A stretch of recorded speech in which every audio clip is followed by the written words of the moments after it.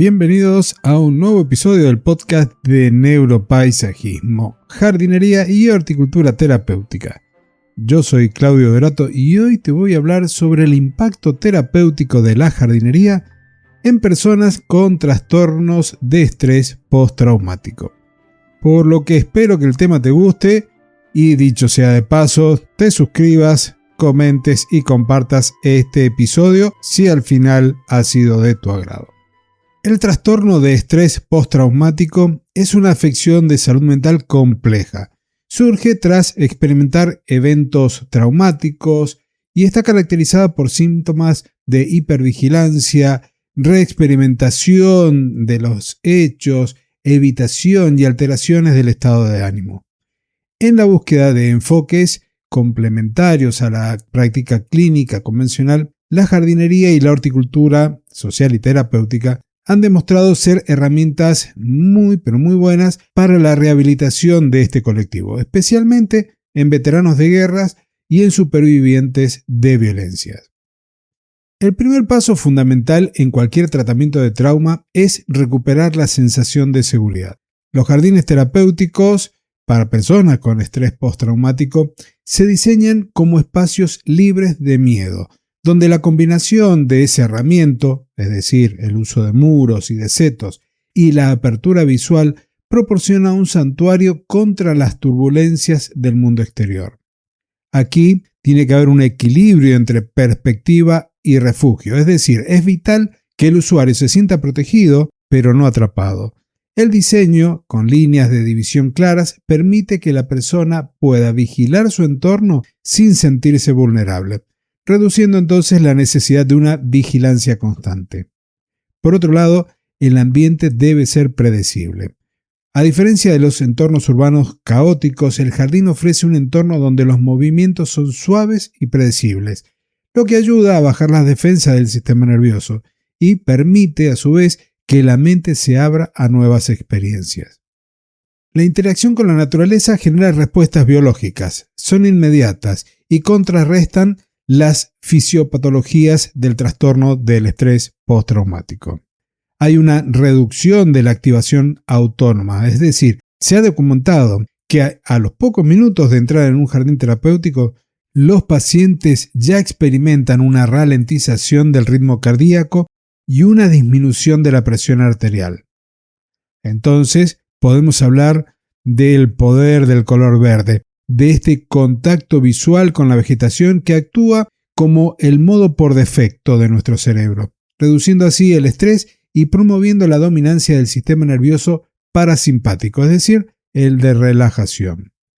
Por otro lado, tenemos el microbioma del suelo.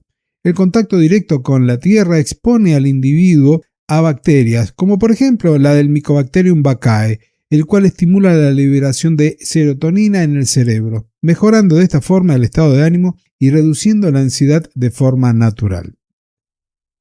En cuanto al contacto con los jardines, también podemos hablar de una recuperación cognitiva, de la atención plena y de la restauración, porque el estrés postraumático agota los recursos cognitivos debido a la rumiación y a la fatiga mental.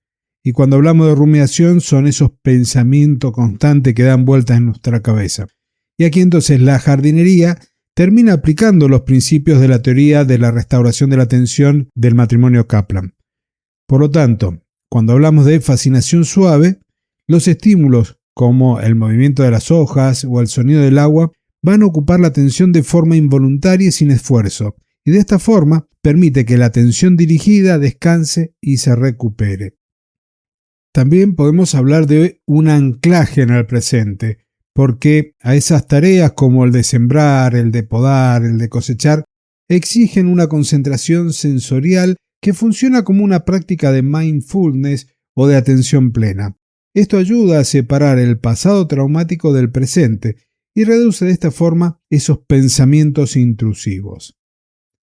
Podríamos también hablar del empoderamiento y del simbolismo del crecimiento, porque la jardinería transforma el rol de la persona de receptor de cuidados a proveedor de cuidados, un cambio psicológico crítico para poder ayudar a recuperar la autoestima. Entonces, aquí podemos hablar de las metáforas vivas, en donde los pacientes a menudo se identifican con plantas que tras ser podadas o sufrir daños vuelven a brotar. Esto refuerza la creencia en la resiliencia y en la posibilidad de un nuevo comienzo. A su vez, podemos también hablar de la canalización de emociones, porque las actividades físicas vigorosas como cavar o compostar permiten liberar la ira y la frustración de una manera constructiva, transformando la energía negativa en combustible para el crecimiento del jardín. Y si te gustan los datos más bien estadísticos sobre el impacto clínico, ya podés encontrar estudios publicados en Internet sobre los resultados de la aplicación de programas de ecoterapia, en donde las reducciones de los síntomas declarados son drásticas, como por ejemplo, el estrés disminuyó un 56%, la evitación en un 63% y la hipervigilancia en un 62%. En definitiva, la jardinería no solo ofrece un respiro temporal, sino que facilita un diálogo silencioso con la naturaleza que ayuda a reconstruir esa identidad y ese sentido de pertenencia al mundo.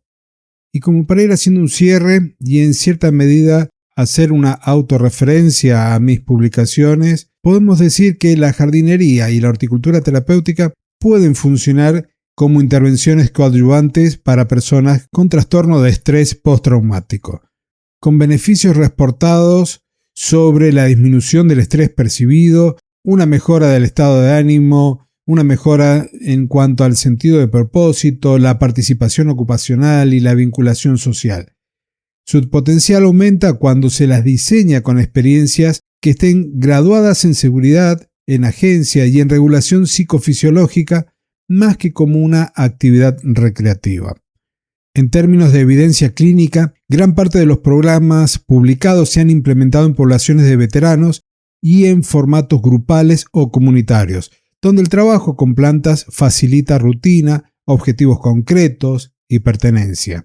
Aunque el campo aún presenta una heterogeneidad metodológica, los estudios piloto y las revisiones sobre las intervenciones basadas en la naturaleza señalan reducciones relevantes en sintomatología asociada al trauma y mejoras en bienestar.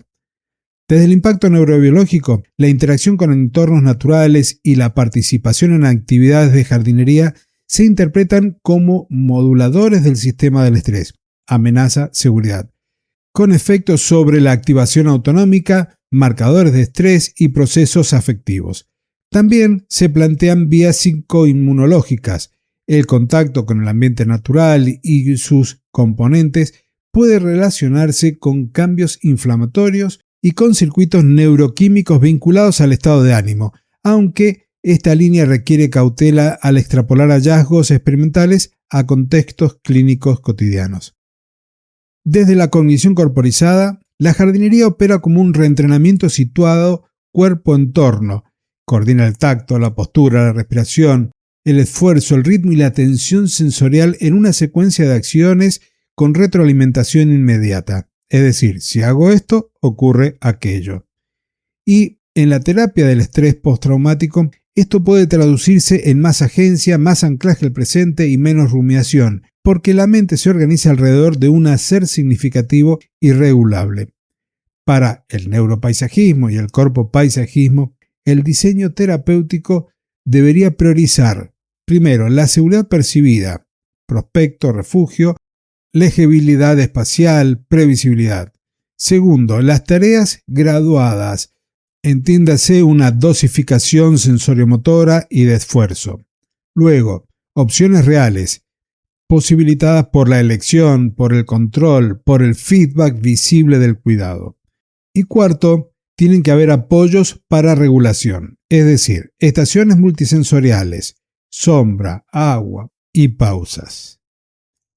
Y con esto solo me queda decir que para poder completar una investigación aplicada, conviene evaluar resultados en 3 capas: los síntomas del trastorno de estrés postraumático, la fisiología del estrés, por ejemplo, sueño, la variabilidad de la frecuencia cardíaca, el cortisol, según factibilidad. y cambios en la agencia corporal, participación ocupacional, mediante medidas mixtas, escalas y entrevistas breves. Y así llego al final de este episodio, que espero que te haya gustado. Si querés ampliar, te dejo los enlaces en la descripción para que puedas ir al contenido de mi blog y a mis libros por si te interesa adquirir alguno. Nos encontramos la próxima semana en una nueva edición de este podcast que di a llamar Neuropaisajismo, Jardinería y Horticultura Terapéutica. Hasta entonces y muchísimas gracias.